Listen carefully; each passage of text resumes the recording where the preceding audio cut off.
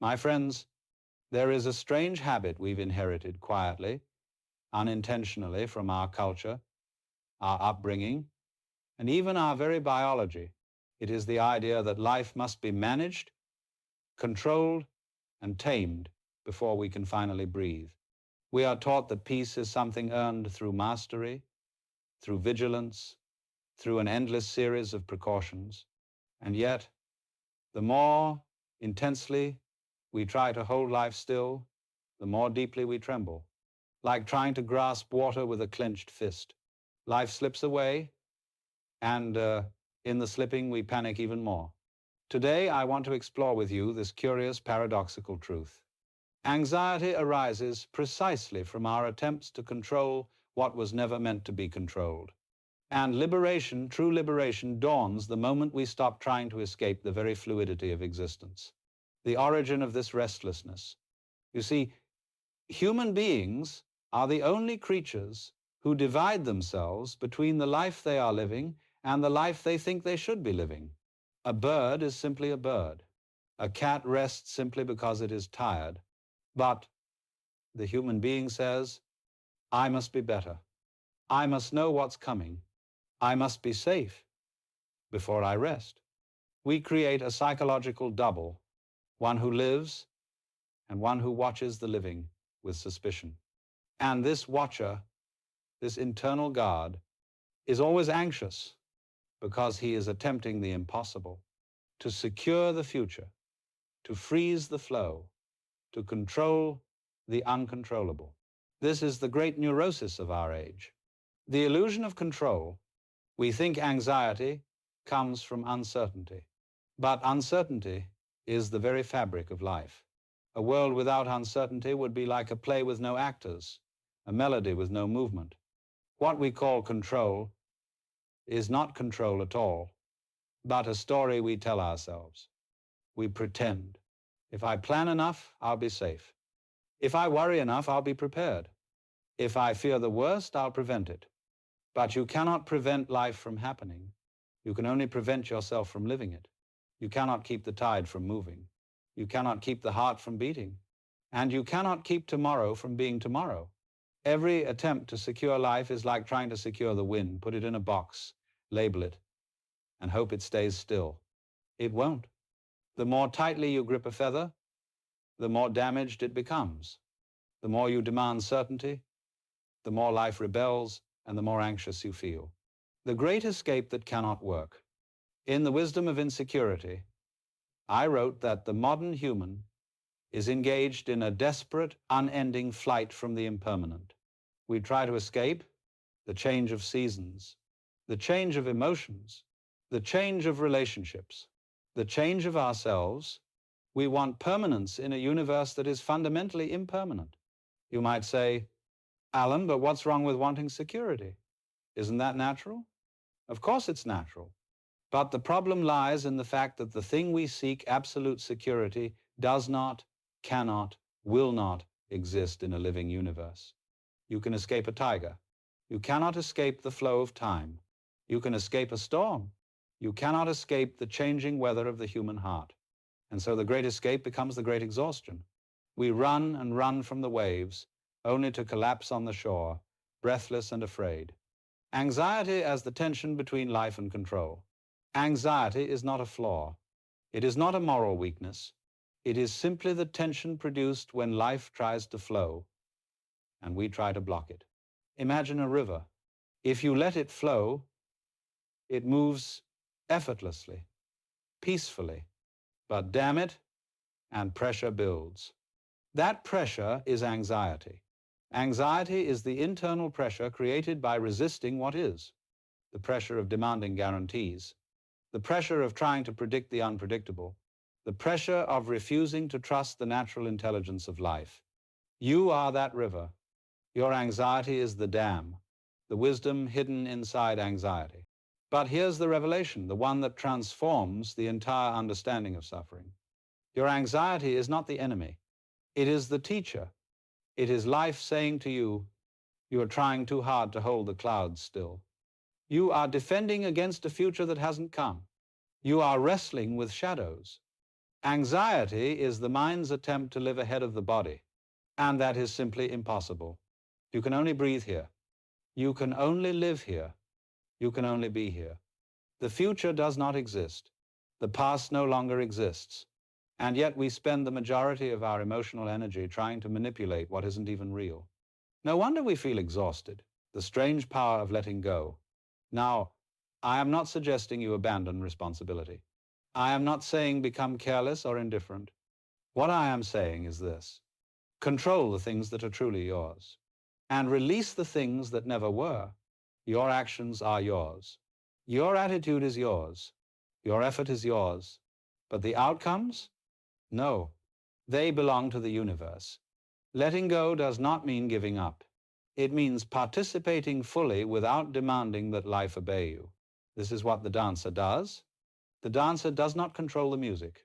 She moves with it. This is what the surfer does. He does not control the wave. He rides it. This is what the wise person does with life.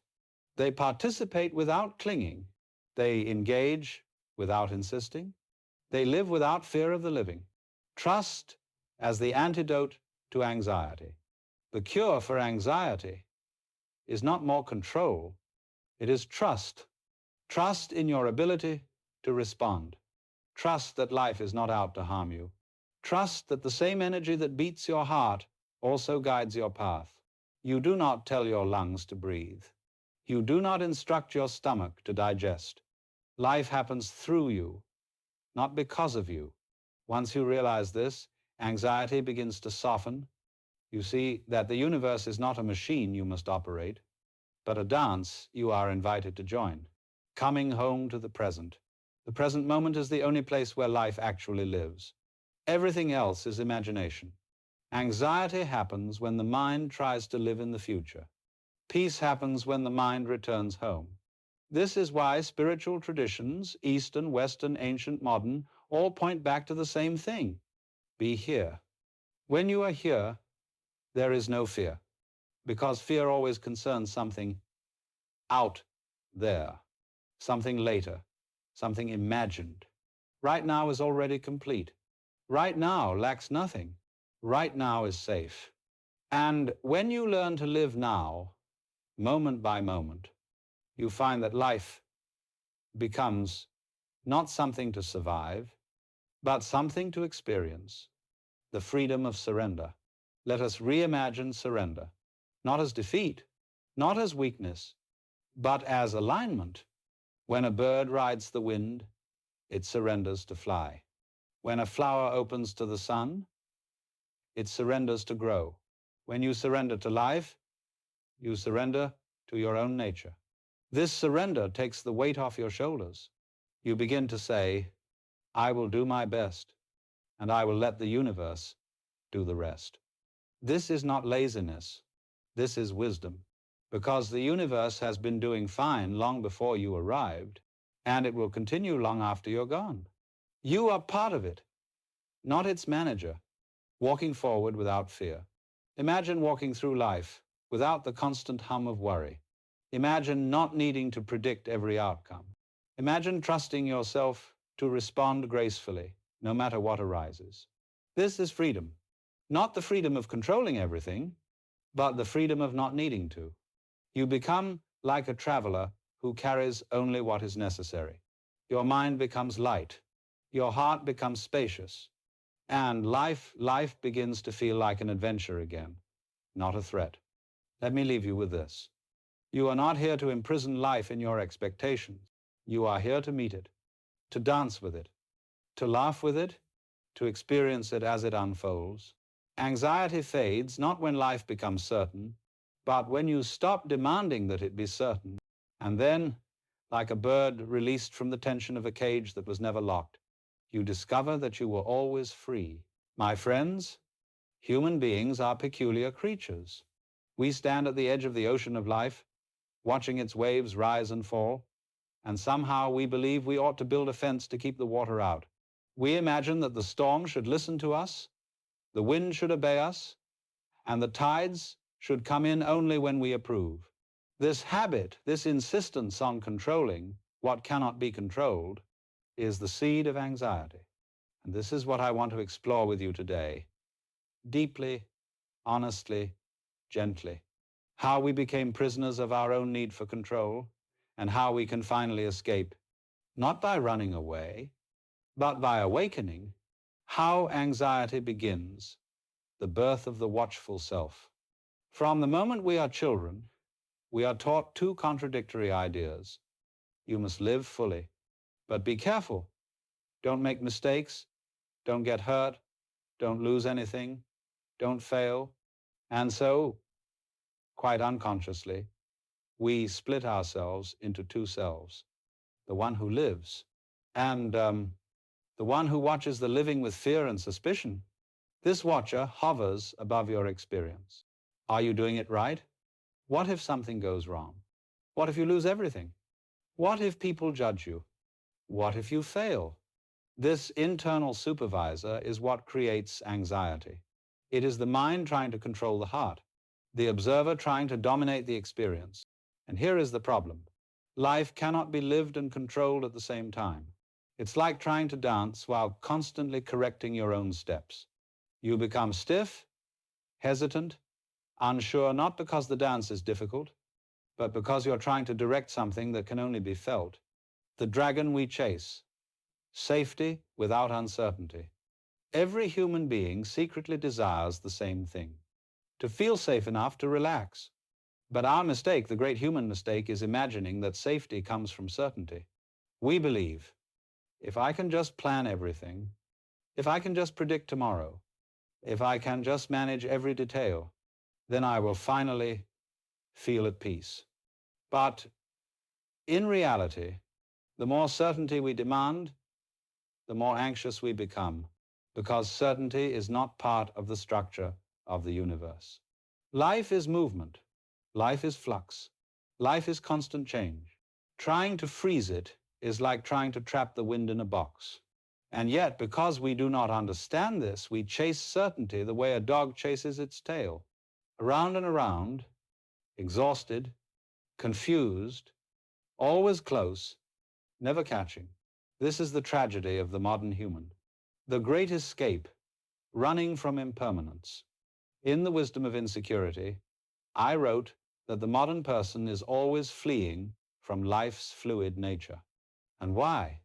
Because somewhere along the way, someone told us that life must be predictable before it can be enjoyable, that peace comes from control, that happiness is the result of managing everything perfectly. But this is the great escape that never works. We are running from the fact that we cannot control anything truly important.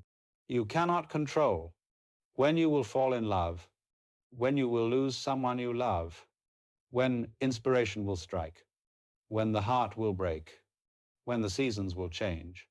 We can influence things, certainly. We can participate. We can contribute. But control? Total control? No human being has ever possessed such a thing, and yet all human beings crave it. The result is anxiety, because anxiety is simply the conflict between the truth of life and the demands of the mind. Life says, flow. The mind says, hold still. Life says, let it unfold. The mind says, make it happen exactly as I want. And so you feel torn, tense, restless, caught between two opposites. Not because something is wrong with you, but because you are attempting the impossible. Why anxiety grows when control tightens? Let me share a curious truth. You never worry about what you truly control. You only worry about what you don't control but think you should. If you truly had power over the future, you would never fear it. If you truly could manage love, you would never doubt it. If you truly could freeze time, you would never regret it. The problem is not that you lack control. The problem is that you believe you should have it. And so we create this tremendous psychological tension. We want guarantees. We want promises. We want life to sign a contract ensuring our safety. But life refuses to sign anything, not because life is cruel, but because life is alive, fluid, creative, unpredictable, wild, sacred, To try to control it is to misunderstand it. A relationship cannot be controlled. It can only be nurtured. A career cannot be controlled. It can only be developed. Your body cannot be controlled. It can only be cared for. Your destiny cannot be controlled. It can only be participated in. Anxiety grows in the gap between control and participation. The freeze, flight, and fight with life itself. When you try to control the uncontrollable, you enter into one of three states. Fight. You push life. You argue with reality. You insist it must obey you. You get angry, rigid, demanding. Flight. You run from uncertainty. You avoid risks. You avoid emotions. You avoid people. You avoid opportunities. Freeze. You become stuck, paralyzed, unable to move forward because you fear the wrong step, unable to move backward because you fear losing progress. These states are not signs of weakness. They are signs of misunderstanding. You are not failing at life. You are simply misinterpreting its nature. The revelation, life is not an enemy to defend against. You see, if life were truly dangerous, if existence were fundamentally hostile, you would not have survived this long. Your heart beats on its own. Your lungs breathe the air without your command. The intelligence behind your being existed before you, moves through you, and will continue after you. What if the universe is not something you must control? What if it is something you can trust? A flower does not control its blooming. A tree does not control its height. A bird does not control the wind. They participate in life. They do not manage it. This is the lesson anxiety tries to teach. Stop controlling. Start trusting what control really means, the small circle and the infinite circle. There are two circles in your life. The small circle, what you can actually control, your effort, your intention, your attitude, your actions, your response to situations. This circle is small, simple, manageable, and enough. The infinite circle, what you cannot control, other people, outcomes, the past, the future, time, nature, change, love, loss. Anxiety happens when you try to drag things from the infinite circle into the small circle. You try to control outcomes instead of actions. You try to control people instead of boundaries. You try to control the future instead of preparing wisely. You try to control change instead of adapting to it. This is why anxiety feels like drowning. You are trying to hold on to water. Letting go, not giving up, but surrendering to reality. Now, some people get frightened when I say let go. They imagine I am suggesting laziness, apathy, or irresponsibility. No. Letting go means stop insisting on a universe that does not exist. Live in the one that does. Letting go does not mean I don't care. It means I care deeply, but I don't cling. Letting go does not mean I give up. It means I give myself freedom. Letting go does not mean I stop trying. It means I stop consuming myself with what I cannot change. Letting go is a return to sanity. It is the end of the war with life. The practice, how to release the urge to control. Let me offer you a simple, profound shift. Instead of asking, how can I control this? Begin asking, how can I cooperate with this? This question changes everything. Breathe before you react. A breath breaks the illusion that you must act immediately. It reminds you that space exists between stimulus and action. Ask, is this mine to control? If yes, act. If no, let it be. Trust your future self. Anxiety is doubt in your own ability to handle tomorrow. Begin saying, I will deal with tomorrow when I meet it. Accept that uncertainty is not a threat, it is the birthplace of possibility. Everything beautiful in your life came from uncertainty. Love, opportunity, growth, transformation. Let life assist you. You do not have to carry the entire universe on your shoulders. Life is already carrying you.